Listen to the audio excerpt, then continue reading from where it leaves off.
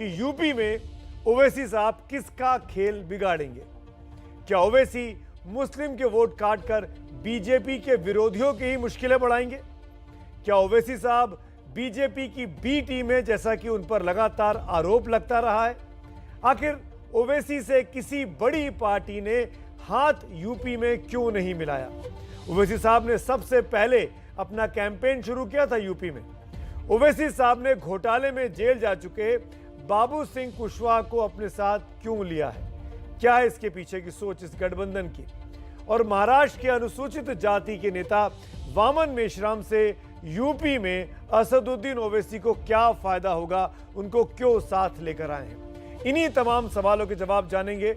ओवैसी साहब मेरे साथ लाइव बने हुए हैं, लेकिन यूपी चुनाव की दौड़ में कई खिलाड़ी आगे निकल रहे हैं। इस दौड़ के लिए चुनावी ग्राउंड में सबसे पहले उतरने वाले चेहरे अगर कोई थे तो वो असदुद्दीन ओवैसी साहब थे। वो सबसे पहले चलकर आए, वो सबसे पहले रैलियां करनी शुरू की, गठबंधन के साथी तलाश करने लगे थे। लेकिन आज जब चुनाव बिल्कुल 10 दिन की दूरी पर है, तब गठबंधन के नाम पर उनके पास जन अधिकार पार्टी के बाबू सिंह कुशवाहा हैं और समर्थन देने के नाम पर महाराष्ट्र से आए नेता वामन मेश्राम। आज अपने इन दोनों सहयोगियों के साथ मेरे साथ ओवैसी साहब इंडिया चाहता है कि खास मेहमान है।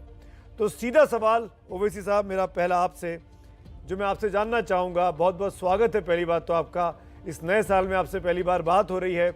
यूपी के चुनावी महासमर में आपके लिए आपका दुश्मन नंबर 1 कौन है?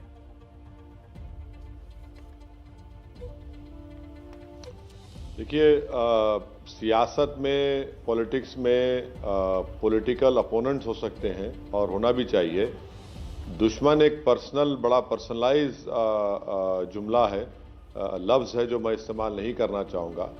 हाँ, यकीनन हमारा मुकाबला हर उस भागीदारी परिवर्तन मोर्चा के जो कैंडिडेट रहेंगे, हमारा मुकाबला हर पार्टी से होगा। बीजेपी से होगा, समाजवादी से होगा, बीएसपी से होगा, इन तमाम कैंडिडेट से होगा। और ये जो अलायंस हुआ है सुमित साहब, ये कमज़ोरों और मजलूमों ने मिलकर एक साथ आकर अपने हक की लड़ाई के लिए और जो एक्सप्लॉयटेशन और जो जुल्म हो रहा है उसके खात्मे के लिए और सही मानों में सामाजिक न्याय को हासिल करने के लिए ये परिवर्तन भागीदारी परिवर्तन मोर्चा बना है, जिसकी अध्यक्षता या कन्वीनर बाबू सिंह कुशवाहा साहब हैं।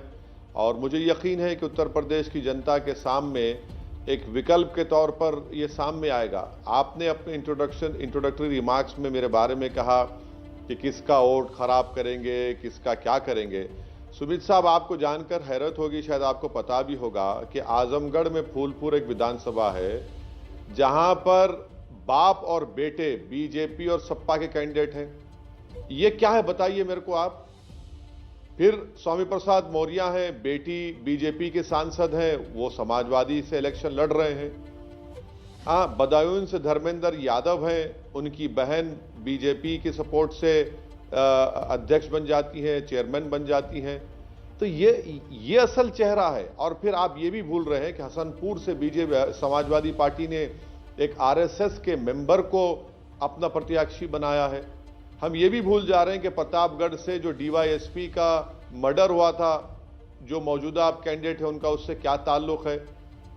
तो ये सब चीजें हैं उत्तर प्रदेश की जनता के सामने, जनता देख रही है। लेकिन ओवैसी साहब और इसका सही फैसला करेगी। ओवैसी साहब, आप सबसे पहले यूपी आए, आपने सबके साथ गठबंधन करने की कोशिशें की, राजभर सबके साथ, तो आप साथ में घूमे भी, पश्चिम से लेकर पूरब तक, ओम प्रकाश राजभर के साथ। आपके बारे में सुना कि आप मायावती जी के साथ भी गठबंधन करना चाहते थे। खबरें आई कि अखिलेश यादव के साथ भी आप गठबंधन के इच्छुक थे।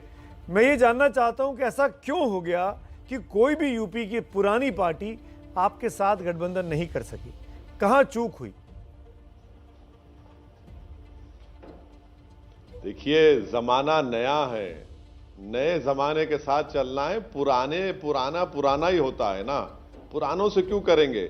ये बात आपकी बिल्कुल सही है कि हम जिस महाशय का आपने नाम लिया, हम उनके साथ गए थे। मगर आप ये भूल रहे हैं कि जन अधिकार पार्टी जिसके अध्यक्ष बाबू सिंह कुशवाहा साहब हैं, वो भी उसमें थे। अब जब वही खुद महाशय चले गए तो अब उनको हम नहीं रोक पाते ना, उनका अलग मामला है। हमसे मीडिया ने सवाल किया था कि क्या आप अलायंस करेंगे, तो हमने अपनी पार्टी की तरफ से कहा कि हाँ, कांग्रेस और बीजेपी को छोड़कर हम अलायंस करने के लिए तैयार हैं। हमारी कोई समाजवादी पार्टी से कोई बातचीत कभी नहीं हुई। तो ये हम ऑन रिकॉर्ड हम आपसे कह रहे हैं।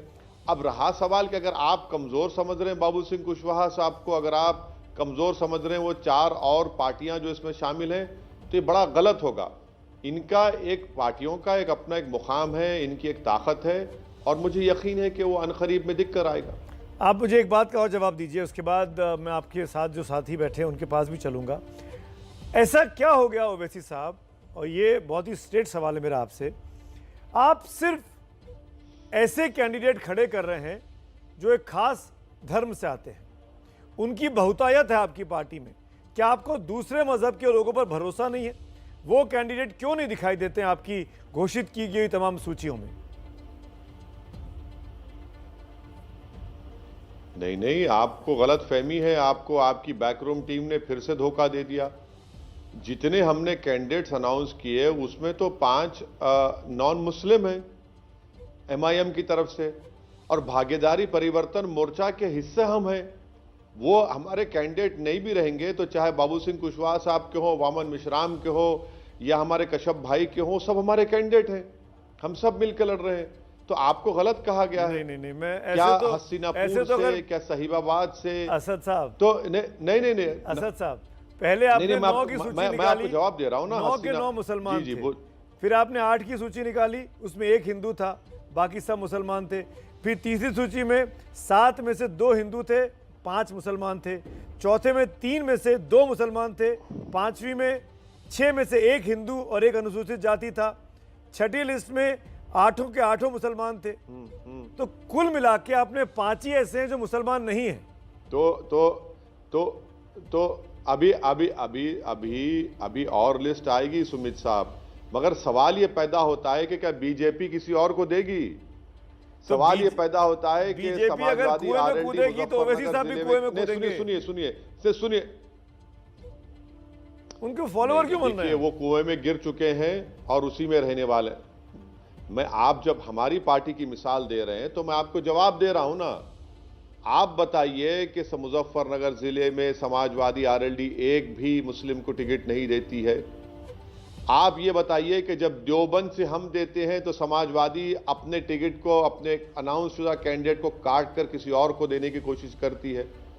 तो ये तो आपको देखना है और उत्तर प्रदेश की जनता देख रही है। आप आज मेरे साथ बैठे हैं तो मैं आपसे आपके सवाल कर रहा हूं।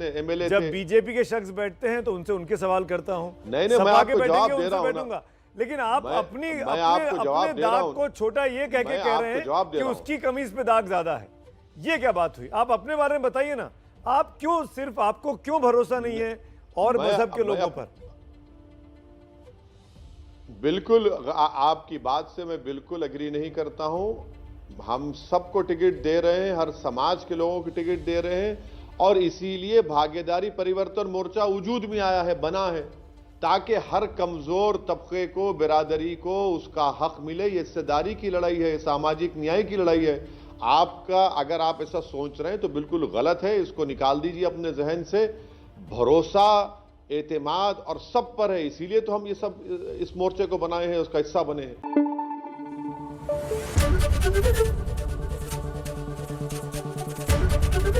ABP न्यूज आपको रखे आगे।